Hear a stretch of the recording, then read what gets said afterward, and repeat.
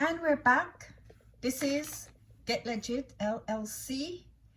Here is our disclaimer disclaiming that whatever copyrighted material we're using, it is under the section 107, as well as our information is for educational purposes, and it is our opinion after doing the research. Now I want to answer the question, why suing Melody for defamation will most likely not succeed. I am making this video because I've seen other YouTubers talking about possible lawsuit against Melody Sherry from Love and Marriage Huntsville as it relates to her ex-husband. And so just looking at it and listening to some of the reasons as to why he would be suing his ex-wife for defamation and emotional distress, I decided, you know what, let me do some research as it relates to the law in Alabama, as well as to see if there is any statute of limitation issue surrounding this.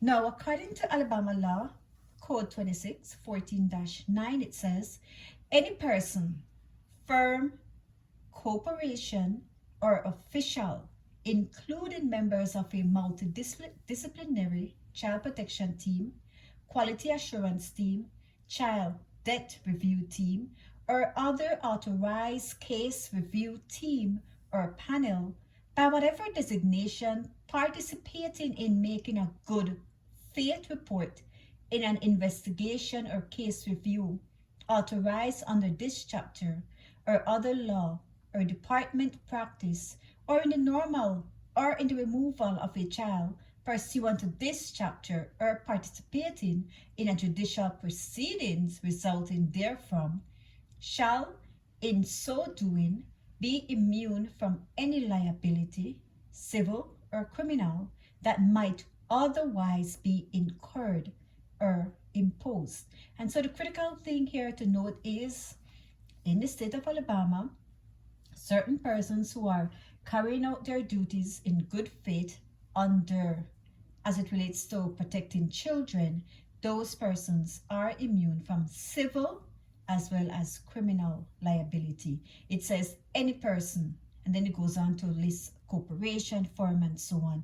And so really and truly, Melody, if she made a good faith report, and when we say good faith, you mean she never made it with any malice.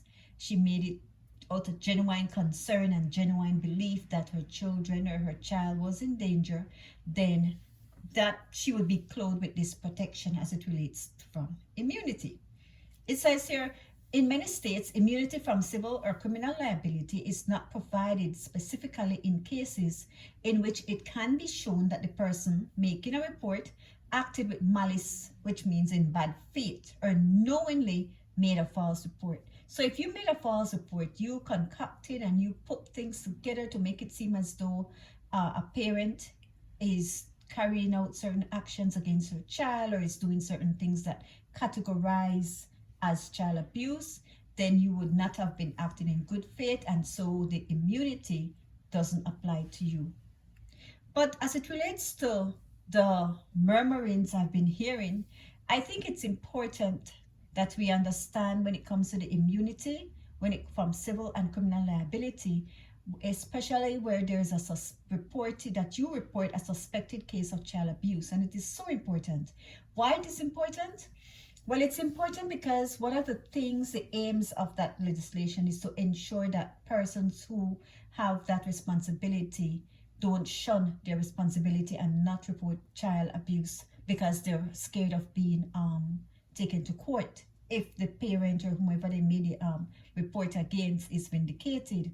Remember, when there is a case as it relates to child abuse, or it's a case as it relates to a child's safety, the court is not, it's not a criminal proceedings. The court is not there to take away the child. The court is there to see if this child needs our protection and to grant and ensure they protect that child.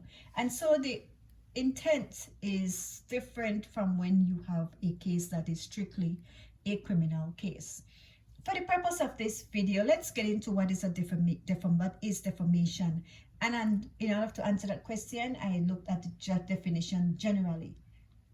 Generally, defamation refers to any deliberate false statement. So you have two things there, deliberate and false, either spoken or written, which can harm a person or a group's reputation or affects their respect, confidence, or regard, or induces disparaging remarks against the said person, or defamation in any written or spoken false statement presented as a fact against a person or group of people that causes injury or damage to their character.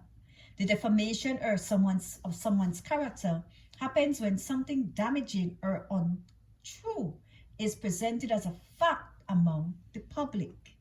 So some keywords there, if you notice it in this video, I highlight those important areas that you need to focus on, and that anybody who is saying that, hey, that person defamed me, would need to prove. Okay, at the top it says deliberate, false. If it's a true statement, does it fall under defamation? No, it's truth.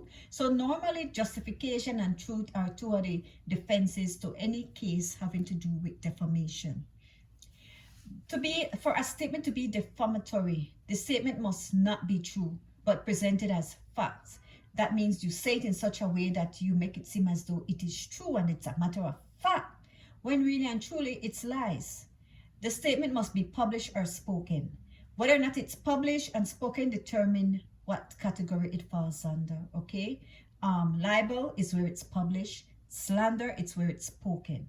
The statements must be read or heard by others. So it can't be you never put it out there in the public's arena. It has to go out. It has to be displayed where people could read it, see it, hear it, and so on for it to be defamation.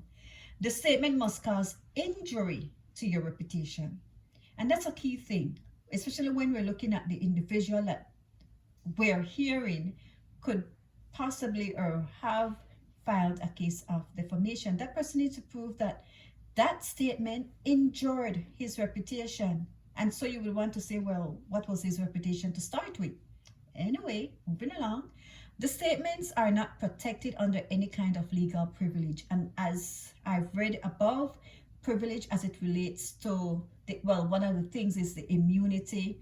It's protected under legal privilege. Another one would be something I said to my attorney in confidence, and so on. And so whenever you have to do further research to see, okay, what words is protected by a legal privilege. One thing I said earlier as it relates to immunity, where a mother would go to the police or go to the authorities and say, I have a reason to believe my child is being abused by another parent, and that organization, the authority, they do their research.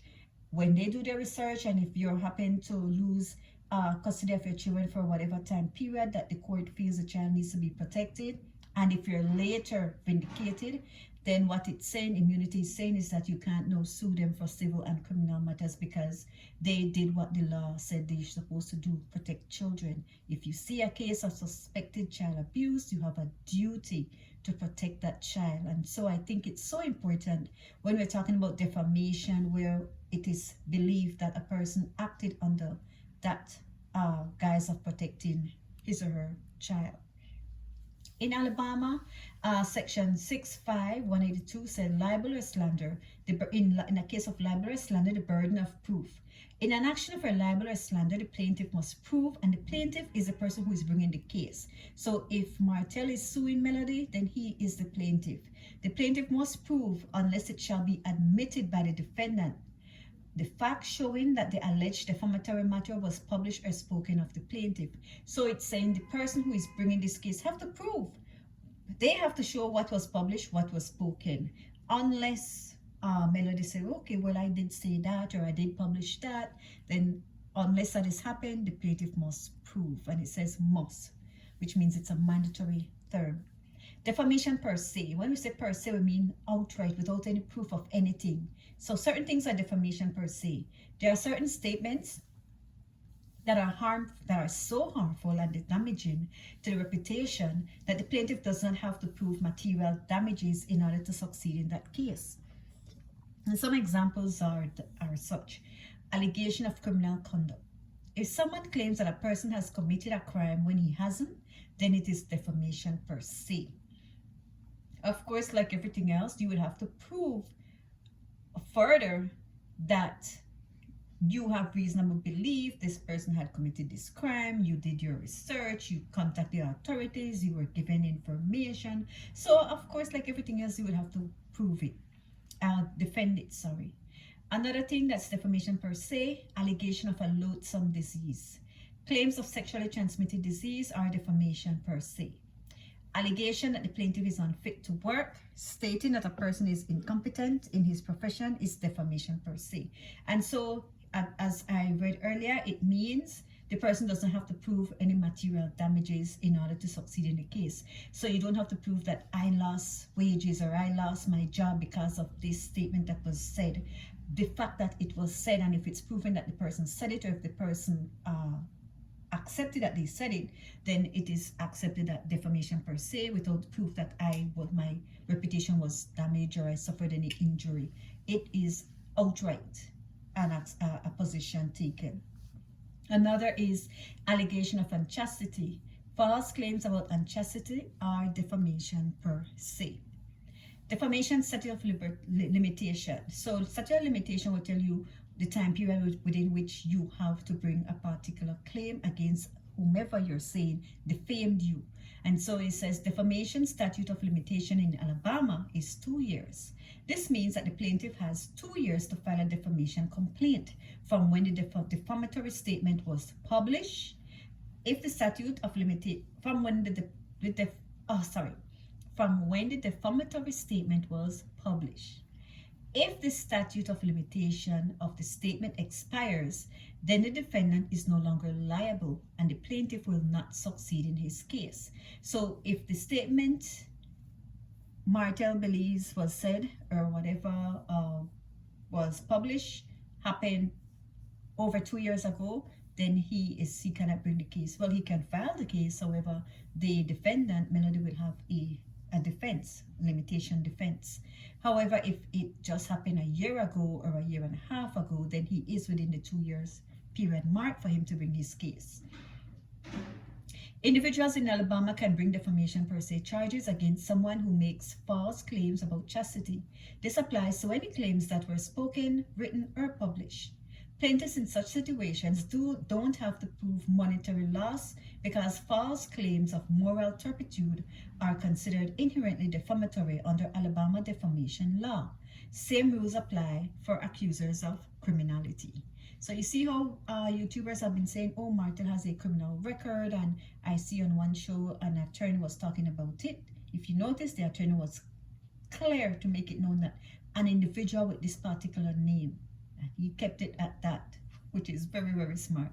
And so, but as long as you have proof that yes, he was charged, yes, he was convicted, you have your proof, then it's making that statement. If he decides, okay, wakes up, knock his head one day and said, I'm going to sue these YouTube bloggers, then guess what? You all will have the truth on your side because it did happen. Retraction. In Alabama, there is a retraction rules when it comes to if a person made a defamatory statement. It says that defendants in Alabama, defamation of character cases, are given the opportunity to retract defamatory statements before a case heads to trial. Doing so can mitigate damages in the event of loss for the defendant.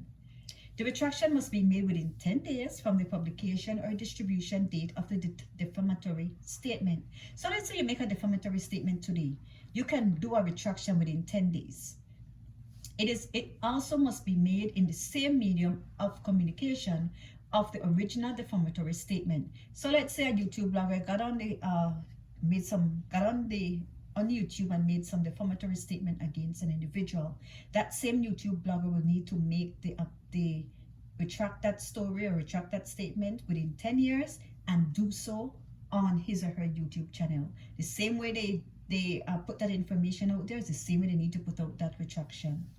Moreover, if a retraction is published or communicated in a timely manner, the plaintiff can only recover actual damages, not punitive damages. And so the actual damages will be exactly what you lost as a result of this of this story being out there. Not punitive damages in the sense that the court now is going to punish the YouTuber who put the story out there, who ought to have known better, who had time to do a retraction and never did the retraction. If money changes hands between the defendant and the plaintiff in a good faith attempt to settle the matter, the jury cannot award further punitive damages to the plaintiff. Oftentimes when persons understand, okay, I made a statement, I believe it to be true, but it was a defamatory statement, they might say, okay, I'm going to make a settlement, I'm going to pay you something for it. And so what this is saying is that where money exchange, the plaintiff paid the defendant, the defendant paid the plaintiff for whatever injury he or she may have caused, then the jury cannot award further punitive damages to the plaintiff because he collected already. So that's basically what this is all about.